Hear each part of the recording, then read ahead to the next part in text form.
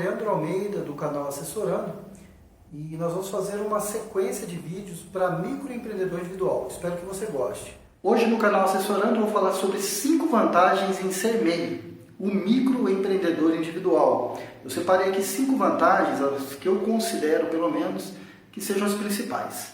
Vantagem número 1, ter o seu negócio legalizado. Se você está na informalidade, é uma ótima oportunidade para você ter o seu CNPJ, inscrição municipal, ter até inscrição estadual se for o caso de comércio ou pequena indústria. Você pode se organizar na sua forma financeira. Como? Você pode ter uma conta corrente do seu CNPJ, da pessoa jurídica, do seu MEI, fazer emissão de boletos, no caso, ter uma máquina de cartão de crédito e débito, organizar a sua parte financeira. Inclusive, existe até linhas de financiamento próprias, com mais benefício para o microempreendedor, para você conseguir capital de giro ou aí uma linha de crédito para bens, adquirir equipamentos e tudo mais. Vantagem número 2, isenção tributária. O MEI ele tem aí algumas isenções tributárias. Você não paga imposto de renda, contribuição social, PIS, COFINS, taxas com alvará sanitário, taxas conjuntas comerciais. Quando você vai abrir o seu CNPJ, você não tem aquelas taxas, Então você está aí isento dessas burocracias.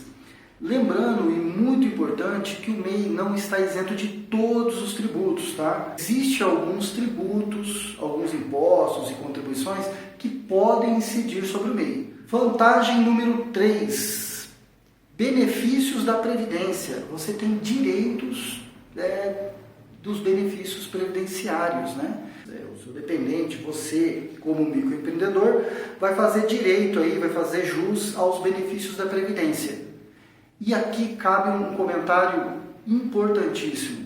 Sabe aquela guia que você vai pagar mensalmente do MEI, quando você abre o seu CNPJ?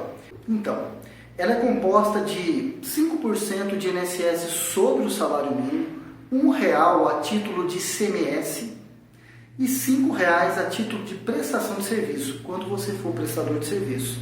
Ou pode incidir tanto o R$1 ou R$5 e você ter as duas atividades, ok? Essa guia você não pode deixar de pagar em dia. Por quê? Isso interfere na questão do benefício da Previdência. Se você precisar de carência, porque dependendo do benefício da Previdência Social, você precisa de um tempo ali, que é chamado de carência, de recolhimento, para você fazer direito, para fazer jus ao benefício. Não adianta, por exemplo, você abriu um MEI, deixou ele parado ali, não pagou as guias e de repente você precisa de um benefício da Previdência.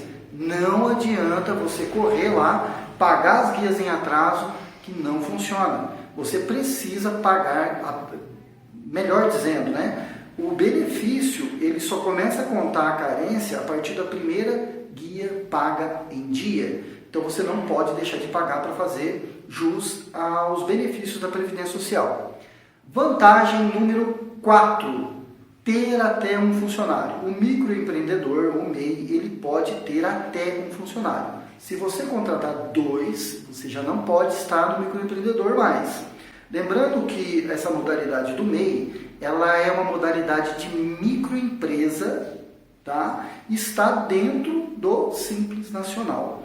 Então, se você registra 2 funcionários, você não pode ser MEI, você vai ser desenquadrado, ok?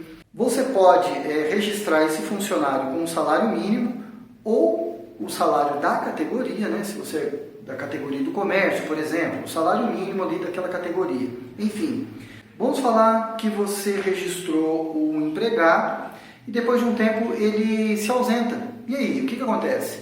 Auxílio maternidade, ou um auxílio doença, ou coisa do tipo, como é que fica? Enquanto essa pessoa estiver beneficiada pela Previdência Social, ela estiver ausente da sua empresa, você poderá contratar uma outra pessoa até que o benefício dessa primeira ele se encerre. Vantagem número 5. O microempreendedor está dispensado de registro contábil, ele está dispensado de livro caixa, ele inclusive é dispensado de emissão de nota fiscal para pessoa física. né? A legislação ela traz isso. Você não está dispensado de emissão de nota fiscal para a pessoa jurídica, ou se a pessoa física te pede uma nota, vai lá e tira, tá? Você não está dispensado da declaração anual do MEI, né? Aquela que você faz todo ano, você precisa fazer. Você também deve fazer mensalmente um registro das suas receitas para comprovação. Então tem um formuláriozinho aí que o portal do microempreendedor ele disponibiliza.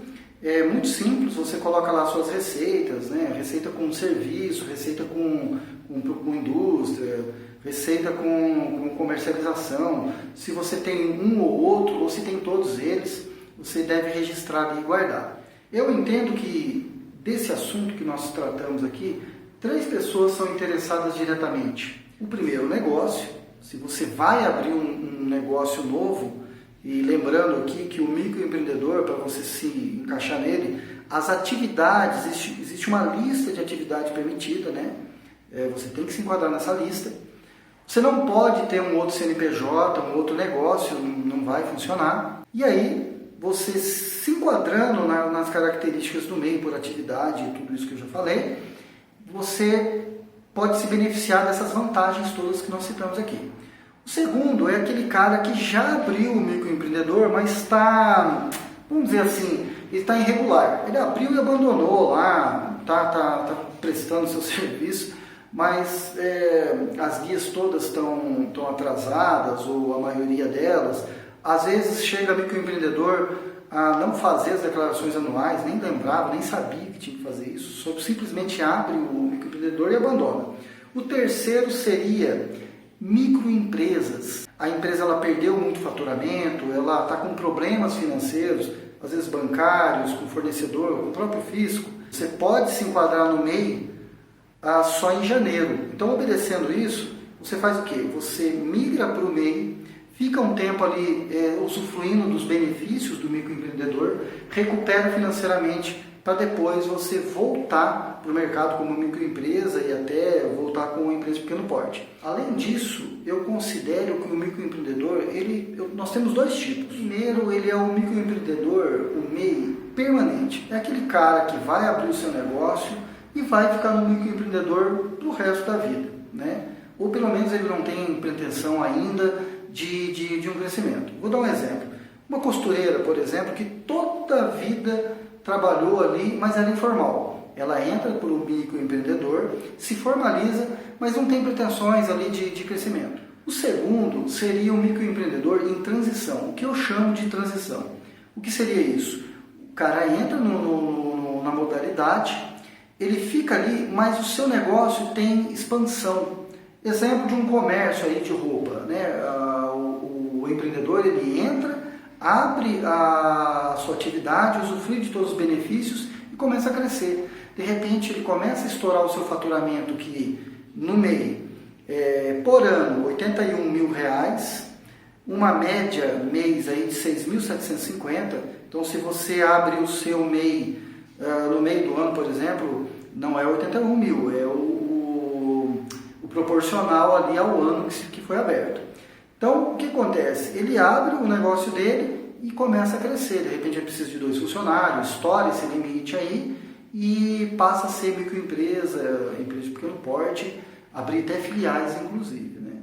Essas foram as vantagens que eu separei para você, as minhas considerações sobre o microempreendedor. E nós vamos fazer agora uma saga de todos esses tópicos aqui. Nós vamos falar individualmente de cada um deles. Te vejo no próximo vídeo e um abraço.